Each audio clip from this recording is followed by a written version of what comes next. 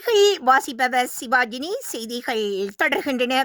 சட்டமா அதிபரை பதவியிலிருந்து நீக்குவது தொடர்பில் அமைச்சரவையில் எவ்வித கலந்துரையாடல்களும் இடம்பெறவில்லை என நீதி மற்றும் தேசிய ஒருமைப்பாட்டு அமைச்சர் சட்டத்தரணி ஹர்ஷனா நாணயக்காரா தெரிவித்துள்ளார். வவனியா மாவட்ட செயலகத்தில் இன்று நடைபெற்ற கலந்துரையாடலின் பின்னர் ஊடகங்களுக்கு கருத்து தெரிவிக்கும் போதே அவர் இதனை தெரிவித்துள்ளார்.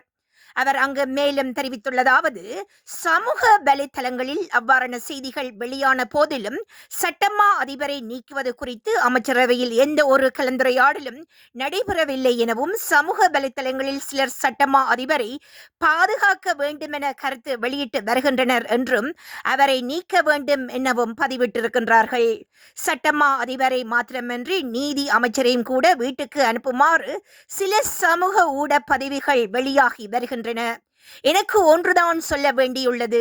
நீதி அமைச்சர் பற்றியோ அல்லது வேறு யாராவது பற்றியோ முறைப்பாடுகள் இருந்தால் இந்த நாட்டின் சட்டம் அனைவருக்கும் சமமானது.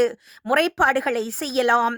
சமூக ஊடகங்களில் பகிரப்படும் விடயங்களுக்கும் அரசாங்கத்துக்கும் எவ்வித தொடர்பும் இல்லை எனவும், சட்டமா அதிபரை நீக்குவது குறித்தோ அல்லது அவருக்கு எதிரான குற்ற பரிரணையை குறித்தோ அமைச்சரவைக்குள் எவ்வித கலந்துரையாடலும் நடைபெறவில்லை என்பதை அவர் மீண்டும் தெரிவித்துள்ளார்.